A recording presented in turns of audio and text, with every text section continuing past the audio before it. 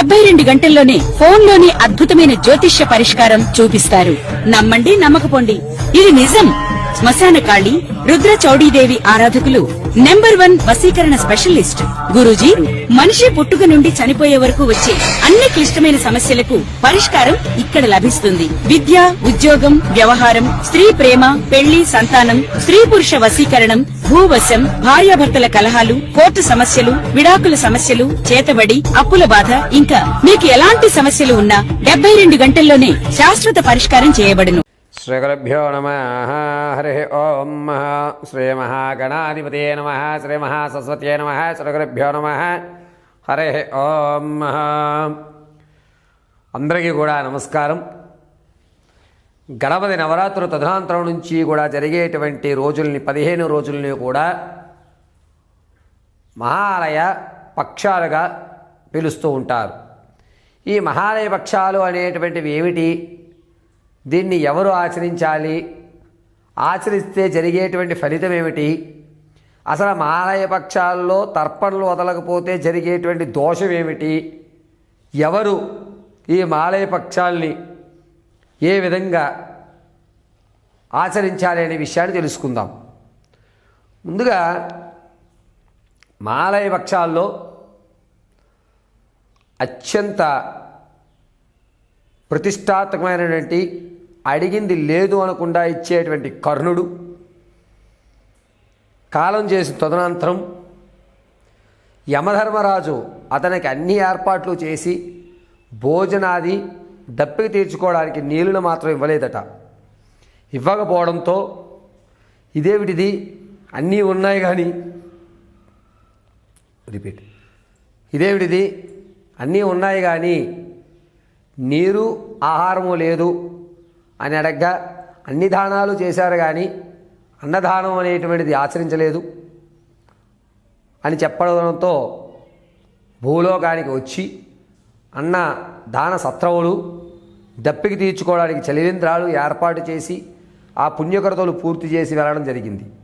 అప్పటి నుంచి కూడా ఎవరైతే మన పూర్వీకులు కాలం చేసినటువంటి తిథి తెలియకపోతే ఈ మహాలయ వక్షాల్లో మనం తర్పణలు వదలడం వల్ల పితృదేవతామూర్తులకి పైన ఉన్నటువంటి పెద్దవారికి కూడా నీరునిచ్చేటువంటి అవకాశం కర్ణుడు మనకి కలగజేసినటువంటి మహద్భాగ్యంగా చెప్పుకుంటారు.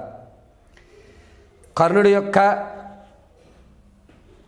అనుగ్రహంతో ఈ మహాలయ పక్షాల్లో ఎవరన్నా సరే కాలం చేసినటువంటి తిథి తెలియక వారికి చేయవలసినటువంటి శ్రార్థకర్మలు సరిగ్గా చేయకపోయినా ఈ 15 రోజుల్లో వారి పేరు చెప్పుకుని తిలాలు అంటే నువ్వులు, నల్ల నువ్వులండి, గుర్తుపెట్టుకోండి, తెల్ల నువ్వులు పనికిరావు, నల్ల నువ్వులు మాత్రమే బొటన వేలు నీళ్ళల్లో ముంచి నువ్వుల్లో ముంచి పడమరలగా విడిచిపెట్టమని శాస్త్రం చెప్తుంది. ఈ విధంగా ఈ యొక్క గోరు అంచున నీళ్లు పోసుకున్నట్లయితే ధారగా వచ్చి తిలాల మీద నుంచి కిందకి నీళ్లు పడుతూ ఉంటాయి. ఆ సందర్భంలో మాత్రమే మన యొక్క పూర్వీకుల ఆత్మ ఆ నీటిని స్వీకరిస్తుందని శాస్త్రపరంగా తెలియజేయడం జరుగుతుంది. ఎవరికన్నా మన యొక్క పూర్వీకులు కష్టపడి మన తల్లిదండ్రులు కానీ మనల్ని పెంచి పోషించి ఒక స్థాయిలోకి మనకి రావడానికి కావలసిన అన్ని సౌకర్యాలను కలగజేస్తూ ఉంటారు. అటువంటి పెద్దవాళ్ళకి సంవత్సరంలో ఒక్క రోజన్నా సరే వారి చనిపోయినటువంటి రోజున వారి పేరు మీద ఓ 10 మందికి అన్నదానం కానీ లేదా వస్త్రదానం కానీ లేదా వారి పేరు చెప్పుకుని ఏదన్నా ఒక దానాన్ని కానీ చేయమని చెప్తారు. అలా చేయలేనటువంటి పక్షంలో నల్లేరు ముళ్ళుతో నరంలో గుచ్చుకు చచ్చిపోవయ్యా అని చెప్పి మనుధర్మశాస్త్రంలో రాయడం జరిగింది.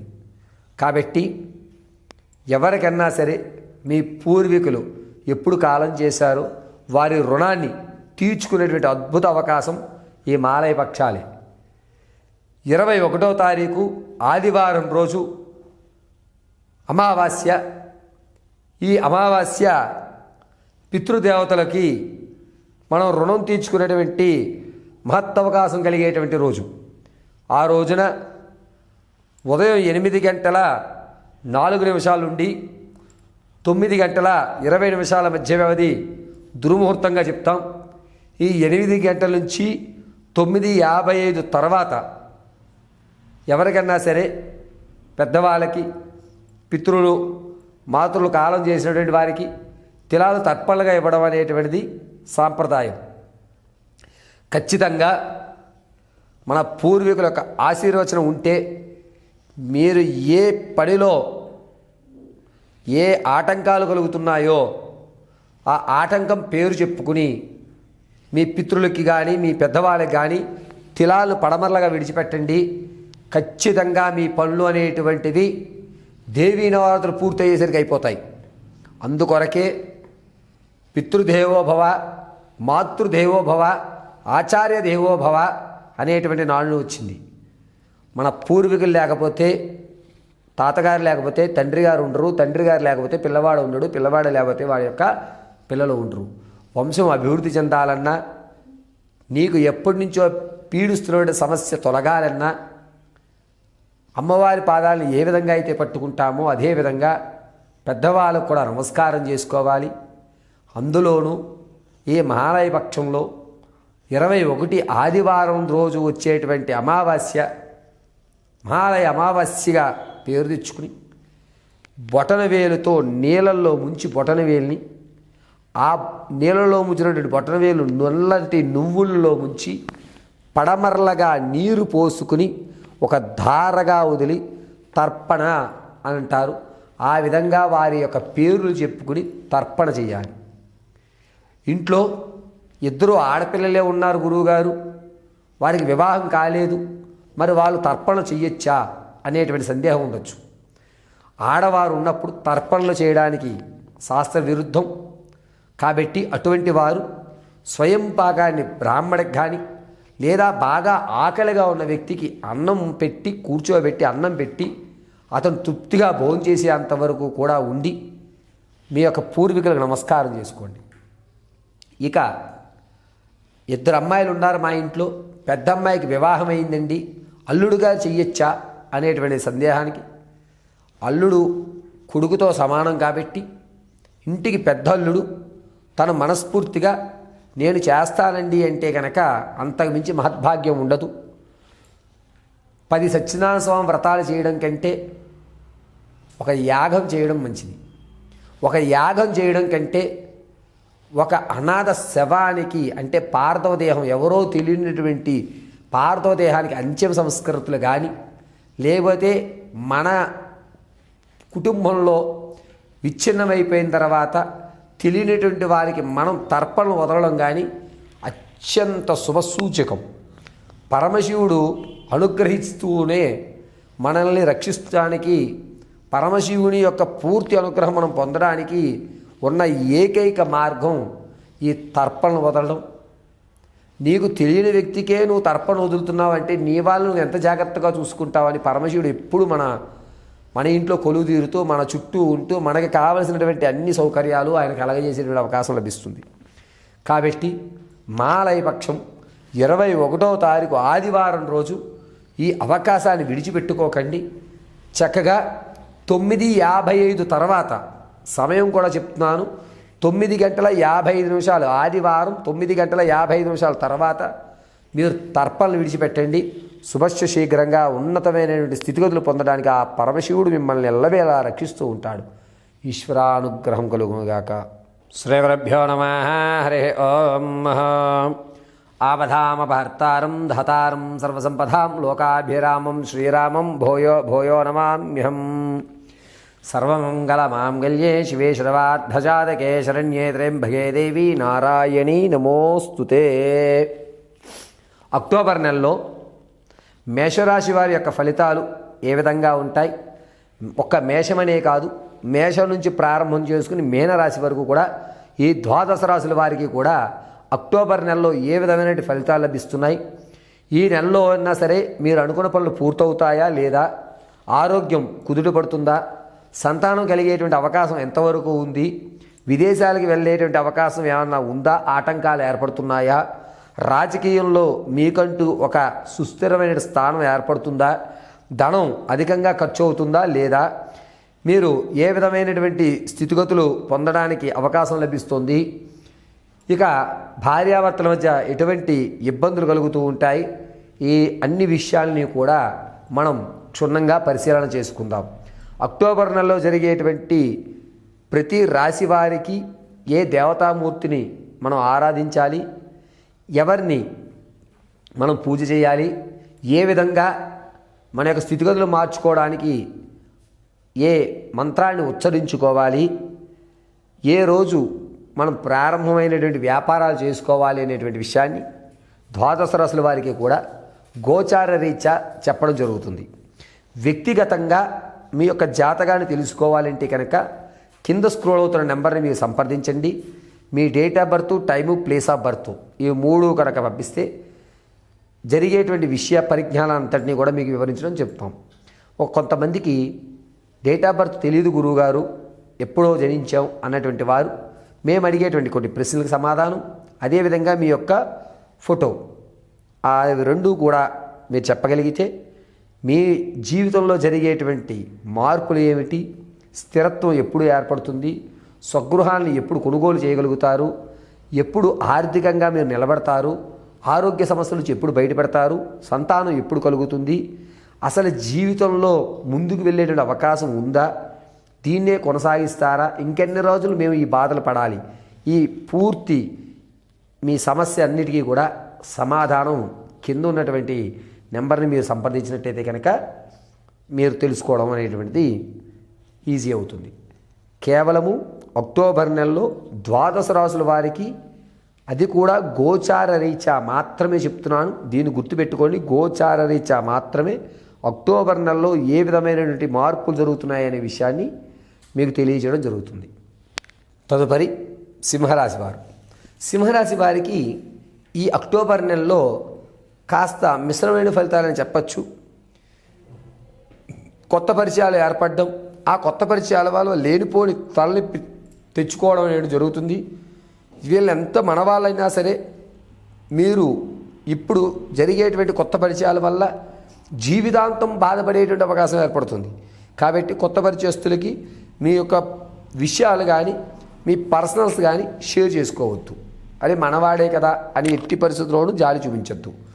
2, రాజకీయంలో ఎవరైతే ఉన్నారో వారికి కాస్త మంచి అవకాశంగా చెప్పచ్చు. మీకు జనాల్లో ఆదరణ పెరుగుతుంది. అదేవిధంగా కేడర్లో కూడా మీరు మంచి పేరు తెచ్చుకుంటారు. పార్టీ మారేటువంటి అవకాశం ఎక్కువ లభిస్తూ ఉంటుంది. విద్యార్థులకి జ్ఞాపకశక్తి పెరుగుతుంది. మీరు అనుకున్న అన్ని రంగాల్లో కూడా మంచి ఉత్తీర్ణత తెచ్చుకుంటుంటారు. ఇక స్టాక్ మార్కెట్లో కానీ రియల్ ఎస్టేట్లో కానీ ధనం వెచ్చిద్దాం అనుకున్న వారికి మంచి అవకాశం చెప్పొచ్చు. సింహరాశి వారికి అక్టోబర్ నెల 18వ తారీఖు నుంచి 24 మధ్యలో కనుక మీరు ఇన్వెస్ట్మెంట్ చేస్తే మంచి ఫలితాలు పొందుతూ ఉంటారు. నిరుద్యోగులకి ఈ నెల కూడా కాస్త ఇబ్బందిదాయకంగానే ఉంది. మీరు అనుభవించినటువంటి ఫలితం రాక చిట్టు చివరి దగ్గరికి వచ్చి అంటే 2-3 మార్కుల్లో పోయేటువంటి అవకాశం కానీ లేదా ఇంటర్వ్యూ దగ్గర ఇబ్బంది పడేటువంటి అవకాశం లభిస్తుంది. అంత లాభదాయకంగా లేదు. భార్యాభర్తల మధ్య సంఘర్షణ పడుతూ ఎవరైతే సంసార విషయంలో ఇబ్బందులు పడుతున్నారో వారు ఈ నెల కూడా ఆ ఇబ్బందులు కొనసాగించాలి. మీ సమస్యకు పరిష్కారం ఈ నెల కూడా లభించేటువంటి అవకాశం ఎక్కడా కనిపించడం లేదు. ఇక వ్యాపారం ప్రారంభం చేద్దాం అనుకుంటున్నామండి అన్న వారికి మాత్రం ఈ నెలలో కాస్త ఊరట కలుగుతోంది. అది కూడా అక్టోబర్ 11వ తారీఖు నుంచి ప్రారంభం చేసుకుని 28వ తారీఖు వరకు మంచి అవకాశంగా చెప్పచ్చు. మీరు వ్యాపారం ప్రారంభం చేయాలి అంటే ఎలక్ట్రికల్ వస్తువులు కానీ లేదా ఈ బొగ్గు ముడి సరుకులకు సంబంధించి కానీ లేకపోతే బంగారు ఆభరణాలకు సంబంధించి కానీ లేదా మెడికల్కి సంబంధించి కానీ ఈ 4 రంగాల్లో కూడా మంచి అవకాశం లభిస్తూ ఉంటుంది. చక్కగా వ్యాపారాన్ని ప్రత్యక్షంగానే ప్రారంభం చేసుకోవచ్చు. ఇక ఎవరైతే తాత ముత్తాతల నుంచి వచ్చేటువంటి ఆస్తి ఉంటుందో దాన్ని మీరు అందిపుచ్చుకునే అవకాశం ఎక్కువగా లభిస్తోంది. పైగా మీరు రుణం ఎవరి దగ్గర నుంచి తెచ్చుకున్నారో ఆ రుణాన్ని 78% పూర్తి చేసేస్తారు. మంచి అవకాశాలు లభిస్తున్నాయి. ఎక్కడా కూడాను మీరు రుణం తీసుకుందాం అనుకున్నా కూడా మీకు ఎటువంటి ఇబ్బందులు కలగవు. అప్పులు తీర్చి కాస్త ప్రశాంతమైన వాతావరణాన్ని మీరు ఏర్పరచుకుంటూ ఉంటారు. ఆడవారి విషయానికి వస్తే సంతానం కొరకు చూస్తున్న వారికి అంత లాభించడం లేదు. ఈ నెల కూడా కాస్త ఇబ్బందిగానే ఉంది.